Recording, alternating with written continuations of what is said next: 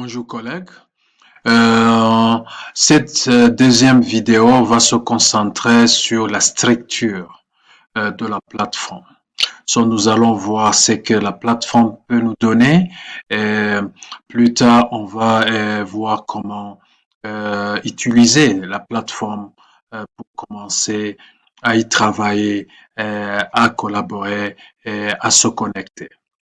Je ne veux pas vraiment entrer en détail concernant l'architecture de la plateforme, mais je veux parler des caractéristiques, des éléments, des modules qui se trouvent dans cette. Nous allons discuter un tout petit peu, pas discuter, mais on va énoncer les différents éléments composant la structure, les caractéristiques de la plateforme LCOP. OK?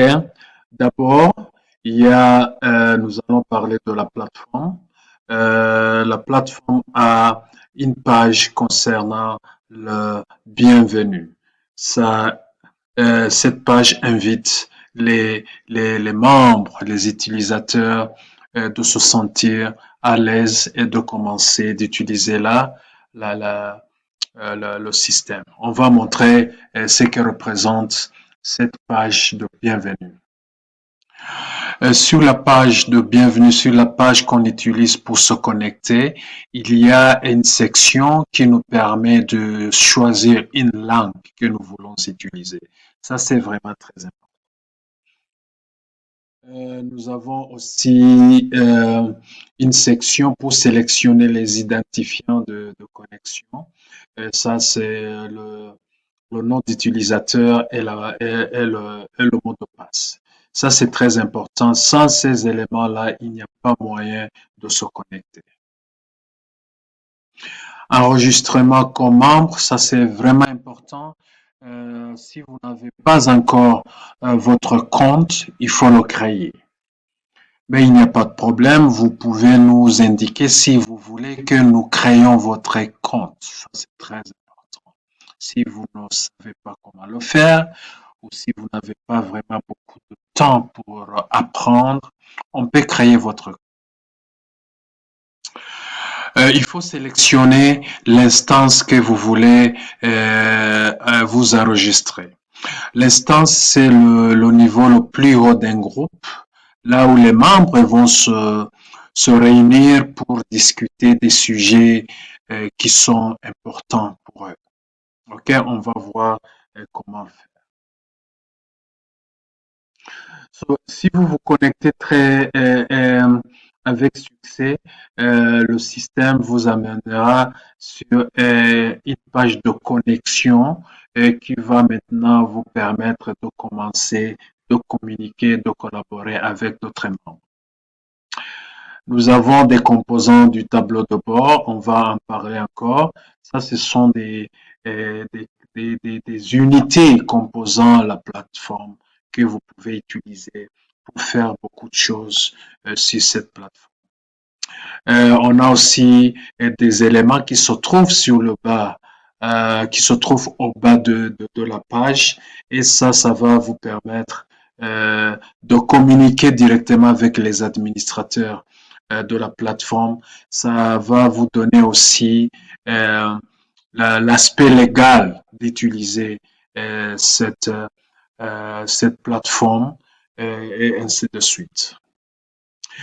Concernant le menu, nous avons un menu au tableau de bord qui va vous donner les différents programmes que vous pouvez créer. Et dans cet élément, vous pouvez créer des fichiers, des ressources que vous pouvez partager avec d'autres membres.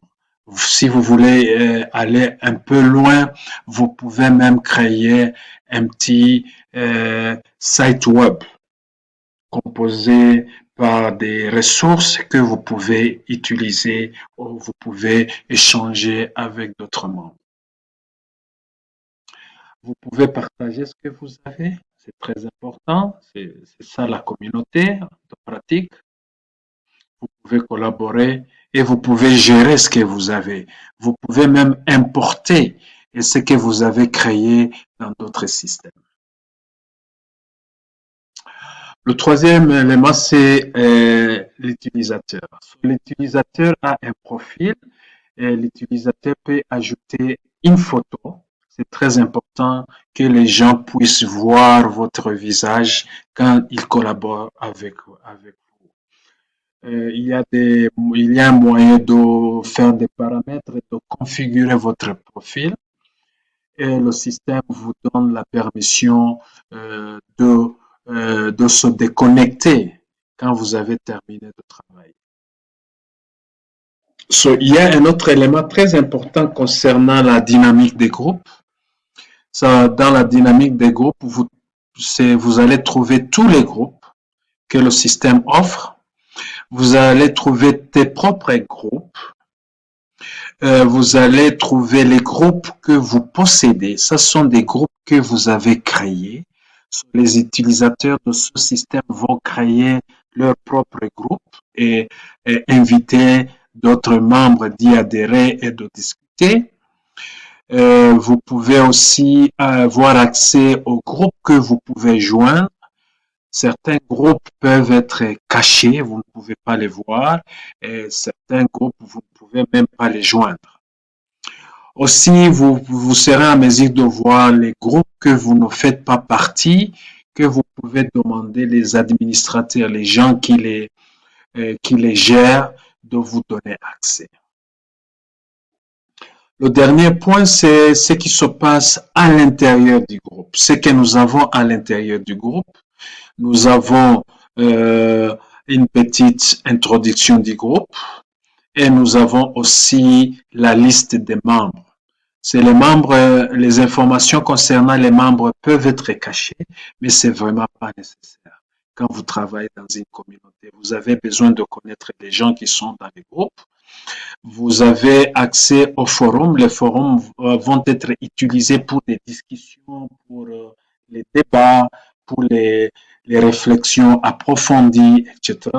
Vous avez aussi des revues. Ça, ce sont des opportunités de publier ce que vous avez travaillé ensemble dans un groupe et aussi partager avec les autres dans d'autres groupes, même les gens qui ne sont pas membres de cette communauté de pratique.